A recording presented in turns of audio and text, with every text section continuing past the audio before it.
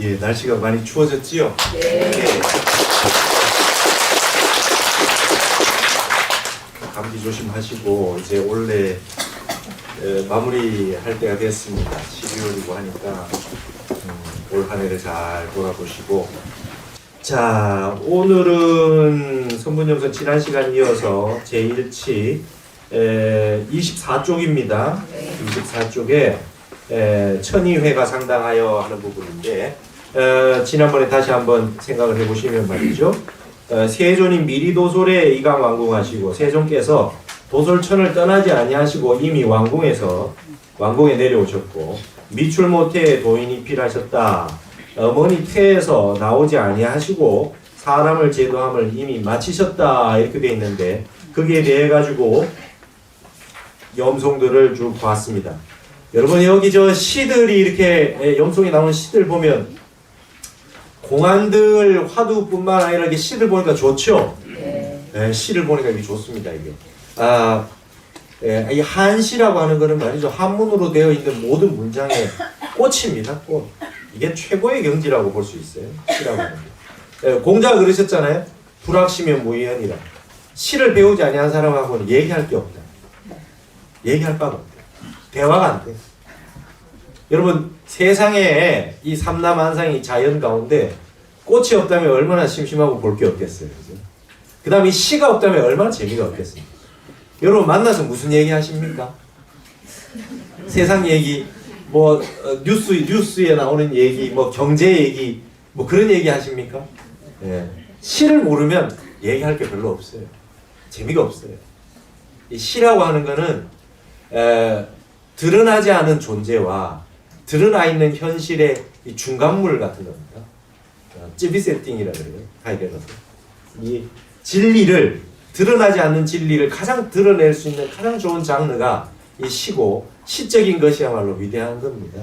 그렇기 때문에 여러분이 이 시를 많이 외우시고 시를 가까이 해야 됩니다. 특히나 이 한시는 그냥 또 다른 시하고 또 다릅니다. 한시라고 하는 건 아주 깊이가 있고 얼마나 좋은지 모르겠어요. 제가 불교 공부하는 한 팀이 있는데, 그 무슨 공부했으면 좋겠습니까? 이렇게 물어 불교 공부 책도 몇 개 알려드리고 당시 300수를 외우라고 했어요. 당시 300수. 당나라의 시가 얼마나 많습니까? 그 중에 제일 좋은 것만 300수로 모아놓은 게 당시 300수라고 있어요. 그걸 한 수씩 외워가지고 서로 매주 만나가지고 서로 외워서 강을 해라 그랬어요. 그래가지고 벌써 막 7, 80수 막 이렇게 막 외우셨는가 봐요. 보살님들이. 그 인생이 많이 달라집니다. 어디 가면 막 시가 짓고 싶고, 어디 보면 막 시가 떠오르고 말이죠. 이런 저기가, 여러분 한자 다 아시잖아요. 한자 다 아시는데도 불구하고 한 번도 시를 지어볼 생각을 한 번도 안 하셨죠. 네. 제가 사람들한테 얘기합니다. 어떤 분들이 이게 풋글씨 같은 거 그런 거 하려면 굉장히 겁내합니다. 서예 같은 거. 그래서 제가 얘기하죠. 아마 이번 생에 이렇게 한문이 좋아서 경전을 보시고 한학을 공부하시고 이렇게 많이 하셨는데, 아마 연필 볼펜으로 글씨 쓰시는 건 이번 생이 처음일 텐데요. 그랬어요. 안 그래요? 네. 여러분들 전생에 뭐 연필 쓰셨겠어요? 다 붓 썼겠지요. 지금 요즘 같은 세상에 이 연세에 지금 여기 와서 이렇게 한문으로 된 거 이렇게 공부하기 좋아하는 분이 전생에 한문 안 하셨겠어요?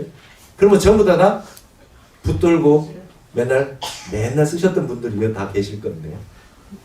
이 생에 붓을 안 들어서 그런 거 아닙니까? 그냥 들고 쓰면 되죠. 여러분 처음에 뭐 태어나셔가지고 우리나라 한글 배울 때 전부 펜글씨 교본 다 익히셔서 글씨 쓰셨어요? 그냥 막 쓰다 보면 내 글이 된 거 아닙니까? 그렇게 하시면 되거든요. 시 짓는 것도 그와 같이 하시면 되는 겁니다.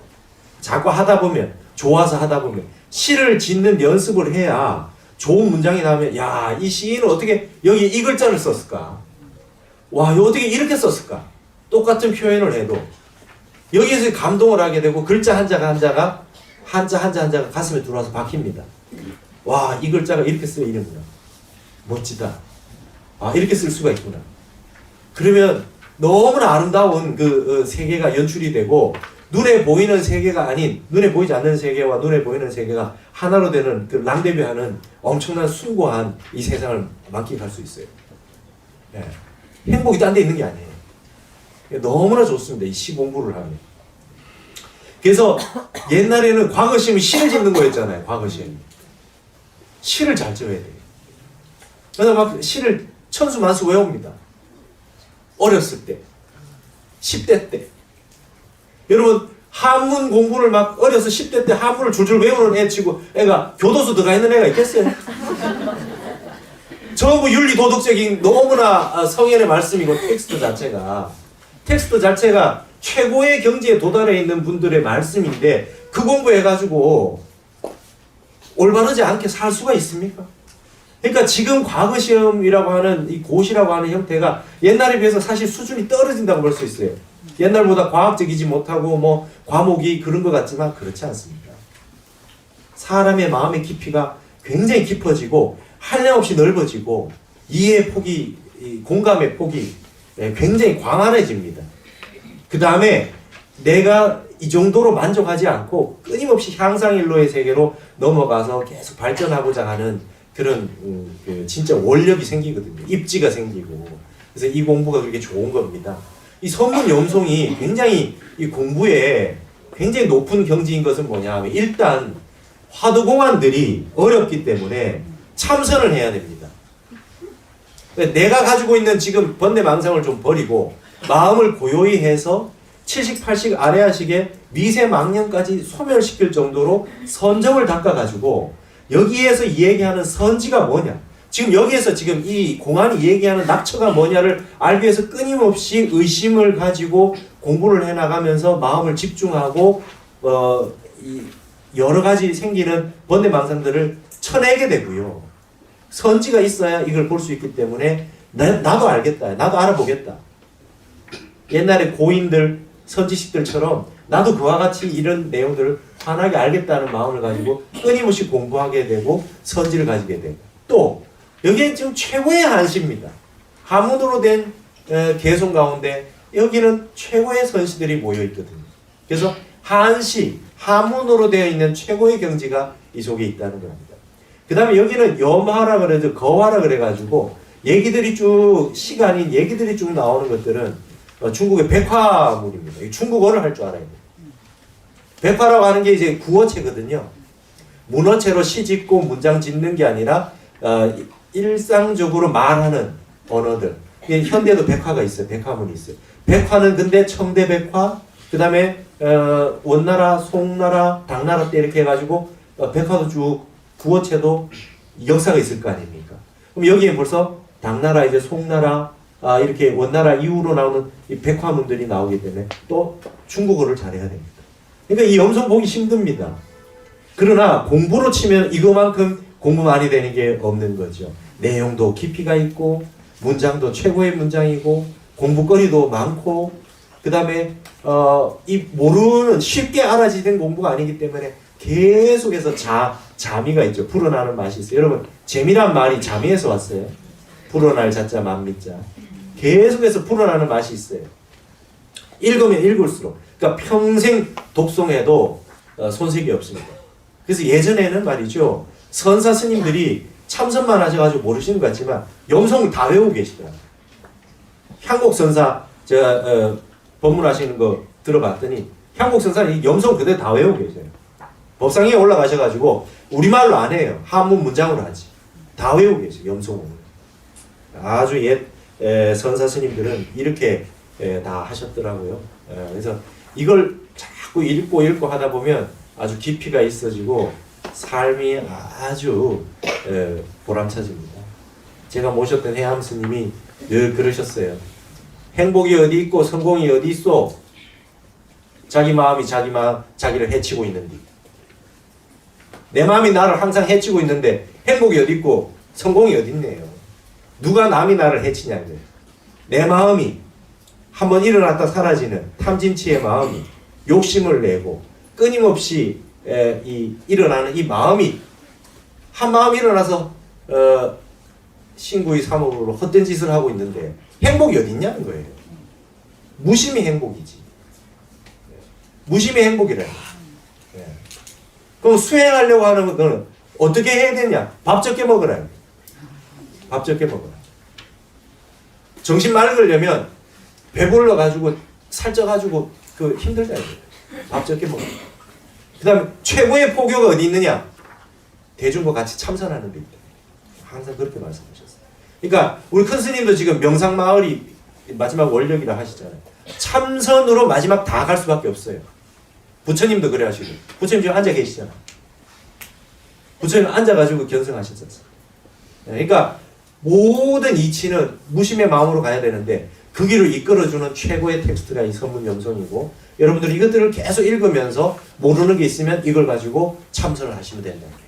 의심을 가지고. 그래서 나중에 여러분 큰 스님에게 좌선이 배우셔서 참선하신 방법은 다 배우셨겠지만 이제 화두 참선하시고 하는 것도 제가 공부한 대로 들은 대로 알려드리도록 하겠습니다. 그래서 이 공부를 한번 마지막에 이 공부를 최상승으로 좀 보존히 해주셨으면 좋겠다는 겁니다. 자, 오늘 여기에 지난번에 했던 첫 공안에 대해 가지고 천의회 선사건을 한번 이제 보도록 하겠습니다. 천의회가 상당하여 그 차화운하되 천의회 선사가 상당해서 이 얘기를 들고 말하되 이마설화가 조시 평지하민이로다. 이마하면 이러한 이러거든요. 이렇게 이러한 말이죠. 이렇게 말한 것도 이미 평지의 하민이로다. 평지에 사람을 구덩이에 빠뜨렸다. 평지에서 사람을 구덩이에 빠뜨렸다. 이렇게 이 얘기 하는 거는 위에 있는 그 앞에 보셨던 고칙입니다. 도소를 천을 여의지 않고 왕궁에 이미 내려오셨고 어머니 태에서 떠나지 않고 사람을 전부 다 제도에 마쳤다. 이렇게 얘기해도 이미 평지에서 사람을 구덩이에 빠뜨렸는데 이렇게 얘기해도 말도 안 된다 이 말이에요. 그럼에도 불구하고 기차 노건이요 종호 학수하니 어기중간에 49년의 장납 포망함이 지만상 갱생지만이로다 그랬습니다. 이렇게 이미 도솔천에서 떠나지 않고 이미 왕궁에 왔고 어머니에게서 태어나지 않고 이미 중생을 다 제도에 마쳤다 해도 이미 평지에서 사람을 구덩이에 빠뜨렸는데, 근데 그 다음에 부처님이 성불해서 녹야원에서 설법을 최초로 설법을 하시고 마지막에 학수에서 학림, 그죠? 사라상수, 니련하반, 쿠시나가라 열반에 드신 곳에서 마지막 끝나실 때까지 49년 동안 설법하신 거. 그 가운데 49년 가운데 장납포망이라는 거는 망라한다는 거 아닙니까? 비단 펴고 금을 늘어놓는 거니까 장납포망이라는 거는 49년 동안 설법하신 걸 말하는 거예요. 가지가지 설법으로 설법하신 것이 내용이 가지 넝쿨 위에다가 다시 가지 넝쿨을, 넝쿨 위에 다시 넝쿨을 만들어 놓은 것밖에 안 되더라 이 말입니다. 이 지만상 갱생지만이라는 말은 선사들이 많이 쓰시는 말씀입니다. 자, 이게 무슨 말이냐 하면 여러분 보세요. 이미 부처님이 어머니 뱃속에서 태어나지 않고 중생들을 다 제도에 마쳤다 해도 이미 그게 말도 안 되는 소리다. 근데 어머니 뱃속에 나오기 전에 이미 중생을 다 제도에 마쳤는데 녹야원에서 최초 설법을 하고 49년 동안 열반하실 때까지 설법한 거 또 뭐냐 이거예요. 맞죠? 예. 이미 태어나시기 전에 중생 제도가 끝났는데 왜 또 설법을 했으며 49년 동안 무슨 중생을 제도하느냐 이 말입니다. 그러니까 가지 넝쿨을 만들었다는 거는 이미 혼란을 야기했다는 거 아니에요. 혼란을 만든 거 아닙니까? 넝쿨이 막 이렇게 뒤엉켜가지고 말이죠. 넝쿨을 막 혼란을 만들어 놨는 그 위에다 다시 또 혼란을 야기시켜 놓은 거 아니냐 이 소리거든요. 이거는 지난번에 벌써 설파를 다 해버렸기 때문에 어머니에게 태어나기 전에 이미 중생을 제도에 마쳤다는 건 부처님의 법력이나 신통력이 아주 뛰어나서 이렇게 했다는 게 아니란 말씀 아닙니까? 여기 어떤 부처님이 중생을 제도하셨죠. 있는 그대로 사법계로 말하면 제도하셨어요. 그래서 부처님 말씀 듣고 법문 듣고 깨닫고 아라한가를 증득하고 이런 분들 많이 계셨습니다. 그럼에도 불구하고 여기서 하는 말에 낙처가 있어요. 왜 이런 말씀을 하셨느냐? 본래 누구나 다 부처라고 하는 것을 강조하기 위해서 이 말씀을 하신 거 아닙니까? 그렇죠? 그러니까 부처님이 태어나시기도 전에 중생을 다 제도에 마친 게 부처님 하신 일이 아니라 본래 다 제도되어 있다. 구원 성불이다 이렇게 얘기합니다. 법화경에서 옛날에 이미 예전에 다 여러분들은 다 성불에 있습니다. 이렇게. 영삼회상에서 부처님이 법화경 서부분에 그렇게 돼 있잖아요. 여러분은 이미 다 부처고 중생이 하나도 없다. 여러분은 이미 다 부처다. 예전에 이미 다 성불하셨다 이랬더니 여러분 5천 비구가 퇴석했어요. 5천 비구가 그 얘기 듣고 있다가 나가버렸어요. 안 믿고. 무슨 말씀하시냐고. 안 믿고 나갔다는 거예요. 법화경에 그렇게 나와요. 부처님 설법이 다릅니다. 예전하고 다릅니다. 이게 무슨 얘기입니까? 우리가 벌써 성불했다니 말씀을 못 믿겠습니다. 5천 명이 비구가 퇴석합니다. 그래서 법화경에서 뭐라고 합니까? 내가 지금까지 설법했던 거는 전부 방편이고 지금부터가 진짜 설법이다. 너희들은 본래 성불에 있다. 그리고 지금까지 내가 설한 삼승의 성문영각 보살승의 어떤 이 삼승교는 방편에 불과하다. 1승밖에 없다. 오로지 부처가 되는 법, 그리고 여러분이 본래 부처라고 하는 것, 사람 그대로 부처라고 하는 것, 그것만이 진실한 설법이다. 이 말만 믿어라. 이 얘기를 법화경에서 계속 하고 계신 거죠. 화엄경에서 처음에 빛으로 광명설법 이걸 하셨는데 못 알아들어서 유치원 수준부터 다시 하나하나 해서 여기까지 끌고 오신 거거든요. 법화경까지. 법화경 열방경에 일체중생 시루불성 모든 중생이 불성을 다 가지고 있다. 그 말씀 열방경에 하시잖아요. 마지막에는 결론 이렇게 되신 거거든요. 그러니까 부처님이 중생을 제도해도 제도한 바가 하나도 없고 본래 다 제도되어 있다 이 말이에요. 그런데 무슨 어머니 뱃속에 나기 전에 중생을 제도에 마쳤느냐, 그 말 자체도 틀렸다 이 말입니다. 이번 말씀은. 조시 평지 하민이라 그래. 이미 사람들을 그냥 구렁텅이에 빠뜨린 소리다. 태어나기 전에 이미 중생을 제도에 마친 것처럼 얘기하는 거예요. 부처님이 꼭 제도한 것 같잖아요. 근데 원래 부처님이 제도한 바가 없어요. 원래 다 제도가 되어 있기 때문에. 기신론으로 얘기하면 이걸 본각의 자리라 그래요. 그죠? 본래 다 깨달아져 있다. 근데 그 본래 깨달아져 있다는 사실을 망각한 게 불각 아닙니까? 그래서 내가 본래 부처라고 하는 걸 깨닫는 게 시각이에요. 다시 한번 깨닫는 거란 거예요. 깨닫는 거는 내가 본래 부처라고 하는 걸 완벽하게 깨닫는 것밖에 아니다. 이렇게 지금 얘기가 되고 있는데 여기 낙처에 지금 그렇게 얘기하는 거예요. 그렇기 때문에 이미 태어나기 전에 중생을 제도에 마쳤는데 다시금 녹야원에서 설법해서 이 학수의 마지막에 열반하실 때까지 설법하셨다는 내용은 그건 다 지만상 갱생지만이다 이 말입니다. 이해하시겠어요? 네. 그럼 여러분 이렇게 보세요. 부처님이 연꽃을 들어 올리셨어요. 가섭존자가 그걸 보고 빙긋이 우셨어요.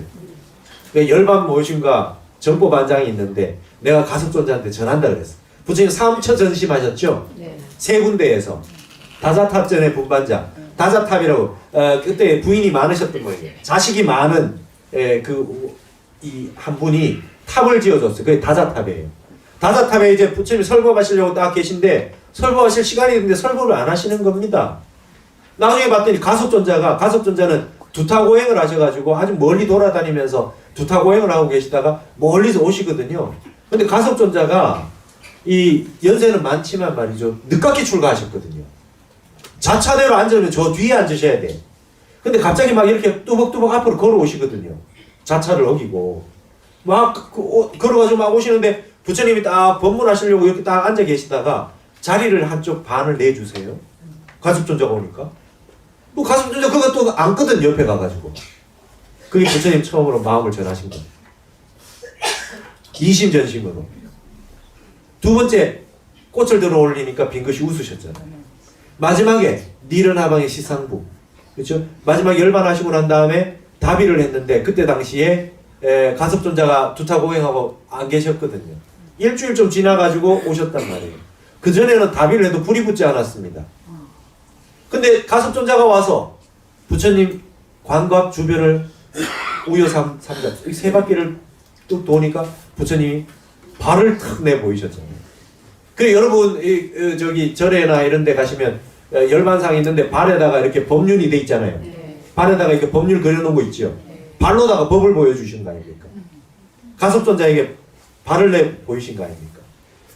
돌아가신데 화장이 안 되시더니 마지막 열반하셔가지고 가섭존자 왔을 때 비로소 이렇게 법을 보여주시고 이 세 분을 통해 가지고 가섭존자에게 법을 전해줬거든요. 근데 선사들은 여기에 대해서 뭐라 하는지 아십니까? 부처님이 마지막에 가섭존자 왔을 때 발을 들어 보인 거에 대해서 한마디 일러라 이러면 지만상 갱생지만입니다 이리 나와야 돼요. 그렇죠? 넝쿨이에 다시 넝쿨을 만들었어요. 뭐 법을 전해 이래 된 거. 본래 다 깨달아 있는데 무슨 법을 깨달을 법이 어디 있으며 전할 법이 어디 있냐 이겁니다. 아시겠죠? 이럴 때 지만상 갱생지만 이렇게 쓰는 거예요. 재밌죠? 여기에 이렇게 얘기하는데 그 하나의 이치가 있는 겁니다. 깨달을 바도 없고 반야신경 여러분 맨날 하시는 거 아닙니까? 오늘도 하셨잖아요. 무지영무득 지혜도 없고 얻을 바도 없고 그쵸? 얻을 바가 없지 않습니까? 안욕따라 삼약삼보리를 얻을 바가 없는데 뭘 전해줍니까? 지만상 갱생지만입니다. 이렇게 나와야 돼요. 이게 이제 선입니다. 교학은 지금까지 여러분까지 배우신 교학은 그러한 형태고 이제 선에서는 이렇게 되는 겁니다. 이게 이제 멋진 법문들이 이렇게 펼쳐지는 거예요. 여기서 하는 말이 허투루하는 말이 한마디도 없어요. 다 하나하나 낱낱이 진리의 한모퉁이를 듭니다.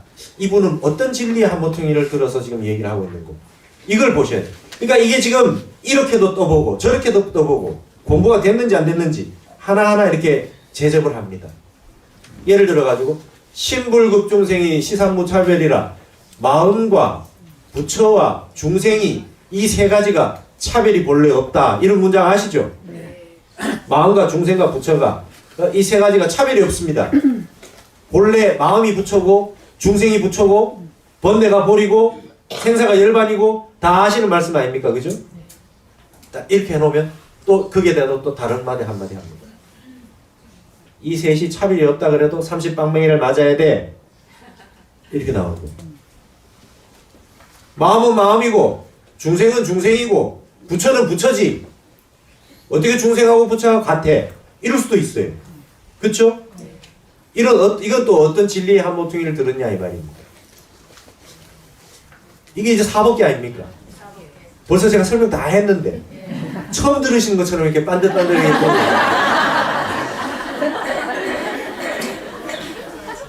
부처님이 가섭존자에게 전해준 바가 없다 하는 이치가 따로 있고 여기에 대해서 그렇다 해도 30방면을 맞아야 돼 하는 소리가 따로 있다 이 말입니다. 이게 법을 자유자재로 쓰는 겁니다. 이거를 이렇게 이게 선입니다. 고착되어 있지 않고 말이죠. 부정과 긍정을 자유자재로 왔다 갔다 하는 거예요. 자, 그 다음에 25쪽에 보시면 다음에 취합열 선사는 뭐라고 했는가 봅시다. 취합열이 상당하여 그 차운하되 이 얘기를 들어서 말씀하시되 법륜이 도저리하여 유구무용초로다. 이 법받기가 여기에 이르러서는 입이 있어도 쓸 곳이 없구나. 이 지금 고칙 공안 내용을 딱 보면 입이 있어도 쓸 곳이 없다 그랬어요. 이등제인이 환상 위실마 이라고 하는 건 중국에서 많이 쓰죠. 니잖아요. 니. 그대들 이 5등은 이제 독립선언문에 5등은 우리들은 하듯이 그대들은 그죠? 그대들 제인은 여러분들은 환상 위실마 위실이라고 하는 말은 말이죠. 뜻이나 그 일에 대해서 자세히 아는 걸 위실이라고 그래요. 그래서 이게 환이라고 하는 거는 뭐 돌릴 환자지만 여기는 도리여라는 뜻도 있고 또다시 다시 한번 이렇게 쓰이기도 합니다. 그대들 여러분들은 이 또한 이걸 다 알겠는가? 자세히 알겠는가? 약상위실인데 천하 노화상 비공이 총재 이술이요. 만일 이 고칙에 대해서 자세하게 안다고 한다면 천하의 노화상의 콧구멍이 전부 그대의 손안에 있을 것이요. 이 법문을 알면 말이죠. 역대 모든 조사 스님들의 콧구멍이 여러분 손안에 있답니다. 콧구멍이 손안에 있다는 게 뭔 뜻입니까? 앞으로 비공이란 말이 많이 나옵니다. 콧구멍이 손안에 있다는 소리는 뭡니까? 삼세제불이 실비공이다 이런 말이 있어요. 과거 현재 미래 모든 부처님이 콧구멍을 잃어버렸다 이런 말이 나와요. 여러분 숨을 콧구멍으로 쉬죠. 네. 누가 콧구멍을 막고 있으면 죽잖아요. 이 뭐냐면 목숨을 죽이고 살리고를 여러분 마음대로 할 수 있다는 표현을 콧구멍이 여러분 손아귀에 있다 이렇게 표현하는 겁니다. 멋있죠? 네. 역대조사의 콧구멍이 말이지 여러분 손아귀에 있대요. 죽이고 살리고를 자유자재로 한다 이거. 무슨 말이냐면 이 도리를 알게 되면 모든 천하 선지식의 경지와 동등하다 이 말입니다. 지금 취함열 선사가 이렇게 얘기했어요. 약야불효인데 근데 만약 이걸 모른다 모르면 어떻게 됩니까? 제드 결류 무용창하니 불효함군 과잔춘이다 이도다. 이 재라고 하는 건 우는 거 아닙니까? 피가 흐를 만큼 운다는 거예요. 피 토하듯이 울어봐야 무용창하니 쓸 곳이 없어요. 피를 토하듯이 울어봐도 소용이 없대요. 이 법문을 모르면 아무리 울어봐도 소용이 없다. 피를 토하듯이 울어봐도 소용이 없으니 입을 다물고 남은 봄을 그냥 보내는 것만 갖지 못하다. 입 다물고 그냥 시간이나 때워라 이거예요. 이 법문을 모르면 아무리 피 토하고 그렇게 울어봐도 아무 소용이 없다. 이 법문을 알면 3세 제불이에요. 맞죠? 역대 조사 스님들 콧구멍을 내가 손안에 쥐고 죽이고 살리고를 이걸 살활자재 이런 표현 씁니다.